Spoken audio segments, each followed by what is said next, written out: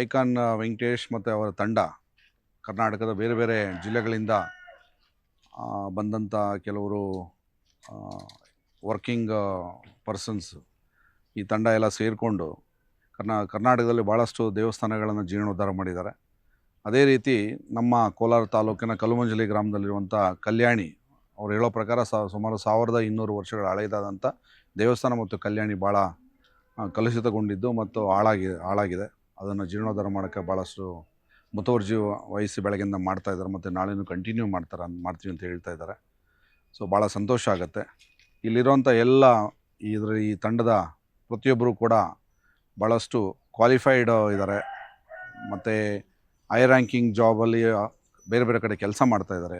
ಶನಿವಾರ ಭಾನುವಾರ ಅವರು ತಮ್ಮ ಕೆಲಸದ ಸಮಯದಲ್ಲಿ ಬಿಡುವಿನಲ್ಲಿ ಬಂದು ಈ ಥರ ನೂತನವಾಗಿ ಪ್ರಾರಂಭವಾಗಿರುವ ಶ್ರೀವೇಣು ಟಿವಿಎಸ್ ಶೋರೂಮ್ನಲ್ಲಿ ಟಿವಿಎಸ್ ಕಂಪನಿಯ ಎಲ್ಲಾ ರೀತಿಯ ಪೆಟ್ರೋಲ್ ಮತ್ತು ವಿದ್ಯುತ್ ಚಾಲಿತ ಬೈಕ್ಗಳಿಗಾಗಿ ಎಂದೇ ಭೇಟಿ ನೀಡಿ. ವಿಳಾಸ ಬೈಪಾಸ್ ರಸ್ತೆ, ಮಾರುತಿ ನೆಕ್ಸಾ ಕಾರ್ ಶೋರೂಮ್ ಪಕ್ಕ, ಕೋಲಾರ. ಹೆಚ್ಚಿನ ಮಾಹಿತಿಗಾಗಿ ಸಂಪರ್ಕಿಸಿ 9986833899 ಅಥವಾ 9986933299. ಸಮಾಜಮುಖಿ ಕಾರ್ಯಕ್ರಮವನ್ನು ಮಾಡ್ತಾ ಇದ್ದಾರೆ. ನಿಜವಾಗ್ಲೂ ಅವ್ರು ಮಾಡ್ತಾ ಇರೋದಂಥದ್ದು ಭಾಳ ಅಪ್ರಿಷಿಯೇಬಲ್ ಥಿಂಗು.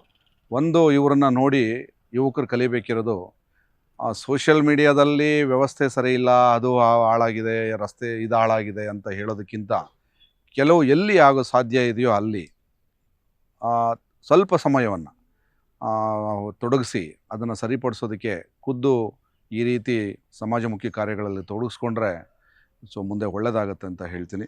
ಮತ್ತು ಇವರೇನು ನೀವು ಮಾಡ್ತಾಯಿದ್ರಿ ಇದಕ್ಕೆ ಈ ಗ್ರಾಮಸ್ಥರ ಮತ್ತು ನಮ್ಮ ಎಲ್ಲ ಸಂಪೂರ್ಣ ಸಹಕಾರ ಇದೆ ಅಂತ ಹೇಳೋಕ್ಕೆ ಇಷ್ಟಪಡ್ತೀನಿ.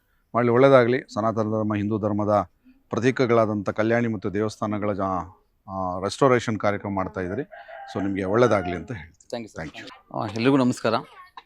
ಸೊ ನಾವು ಈ ದಿನ ಕೋಲಾರ ಜಿಲ್ಲೆ ವೇಮಗಲ್ ಹೋಬಳಿ ಕಲ್ಲುಮಂಜಲಿ ಗ್ರಾಮದಲ್ಲಿ ನಮ್ಮ ಪುನರ್ಪಿ ಫೌಂಡೇಶನ್ಸ್ ಮೂಲಕ ಆ ಒಂದು ತಂಡದ ಮೂಲಕ ಈ ಒಂದು ಪುಷ್ಕರಣಿ ಸ್ವಚ್ಛತಾ ಕಾರ್ಯಕ್ರಮದಲ್ಲಿ ಪಾಲ್ಗೊಂಡಿದ್ದೀವಿ. ಸೊ ನಮ್ಮ ಒಂದು ಮುಖ್ಯ ಉದ್ದೇಶ ಏನು ಅಂತ ಹೇಳಿದ್ರೆ, ಹಿಂದೂ ಧರ್ಮಕ್ಕೆ ಸಂಬಂಧಪಟ್ಟಿರುವಂತಹ ಪುರಾತನ ಬಾಳು ಬಿದ್ದಿರುವ ದೇವಸ್ಥಾನಗಳು, ಅದೇ ರೀತಿ ಕಲ್ಯಾಣಿಗಳನ್ನು ಸ್ವಚ್ಛತೆ ಮಾಡಿ ಜೀರ್ಣೋದ್ಧಾರಕ್ಕೆ ಪ್ರಯತ್ನ ಪಡ್ತಿದ್ದೀವಿ. ಇದುವರೆಗೂ ನಮ್ಮ ತಂಡದ ವತಿಯಿಂದ ಪುನರಪಿ ಫೌಂಡೇಶನ್ ತಂಡದಿಂದ ಸುಮಾರು ಒಂದು 30 ದೇವಸ್ಥಾನಗಳು ಮತ್ತು ಇದು 4ನೇ ಪುಷ್ಕರಣಿ, ಅಂದರೆ ಟೋಟಲ್ ಆಗಿ 34 ಹಿಂದೂ ಒಂದು ಧರ್ಮಕ್ಕೆ ಸಂಬಂಧಪಟ್ಟಿರುವಂಥ ಪುಷ್ಕರಣಿಗಳು, ದೇವಸ್ಥಾನಗಳು ಸ್ವಚ್ಛತೆ ಮಾಡಿದ್ದೀವಿ. ಸೊ ಈ ದಿನ ಈ ಒಂದು ಗ್ರಾಮಸ್ಥರ ಒಂದು ಸಹಕಾರದಿಂದ, ಅದೇ ರೀತಿ ನಮ್ಮ IPS ಮತ್ತು DIGP ಆಗಿರುವಂತಹ ದೇವರಾಜ್ ಸರ್ ಒಂದು ನೇತೃತ್ವದ ಮೂಲಕ ಈ ಒಂದು ಕಾರ್ಯಕ್ರಮನ ಹಮ್ಮಿಕೊಳ್ಳಲಾಗಿದೆ. ಸೊ ನಮ್ಮ ತಂಡದಿಂದ ನಿಮಗೆ ನೋಡುವಂತಹ ವೀಕ್ಷಕರಿಗೆ ಹೇಳೋದೇನು ಅಂತ ಹೇಳಿದ್ರೆ, ನಮ್ಮ ಹಿಂದೂ ಧರ್ಮ ಎಲ್ರಿಗೂ ಗೊತ್ತಿರೋ ಪ್ರಕಾರ ಇಡೀ ಪ್ರಪಂಚದಲ್ಲಿ ಇರುವಂತಹ ಒಂದೇ ಒಂದು ಧರ್ಮ ನಮ್ಮ ಹಿಂದೂ ಧರ್ಮ. ಅದನ್ನು ಕಾಪಾಡಿಕೊಳ್ಳೋದು ಪ್ರತಿಯೊಬ್ಬರ ಒಂದು ಜವಾಬ್ದಾರಿ ಆಗಿರುತ್ತೆ.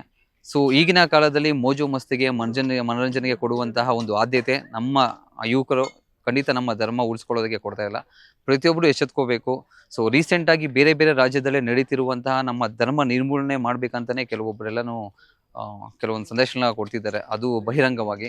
ಸೊ ಈ ಥರ ಒಂದು ಸಮಯದಲ್ಲಿ ನಾವೆಲ್ಲ ಈ ಥರ ಇದ್ದಾಗ ಖಂಡಿತ ನಮ್ಮ ಧರ್ಮ ನಾಶ ಆಗೋದು, ವಿನಾಶ ಆಗೋದು ತುಂಬ ದಿನ ಇರಲಿಲ್ಲ. ಅದರಿಂದಾಗಿ ಬಹುಮುಖ್ಯವಾಗಿ ಯುವಕರು, ಅದೇ ರೀತಿ ಜ್ಞಾನ ಇರುವಂತಹ ಹಿರಿಯರು, ಹಿರಿಯರು ನೀವು ಮಾರ್ಗದರ್ಶನ ಕೊಟ್ಟರೆ ಖಂಡಿತ ನಿಮ್ಮ ಮನೆಗಳಲ್ಲಿರುವಂಥ ಹಿರಿಯರು ಆಚೆ ಬಂದು ನಮ್ಮ ಧರ್ಮ ಉಳಿವಿಕೆ ಕೆಲಸದಲ್ಲಿ ಪಾಲ್ಗೊಳ್ತಾರೆ. ಆ ಒಂದು ನಿಟ್ಟಿನಲ್ಲಿ ನಾವು ಮಾಡ್ತಿರೋದು ದೊಡ್ಡ ಕೆಲಸ ಅಂತ ನಾನು ಹೇಳ್ಕೊಂತಿಲ್ಲ.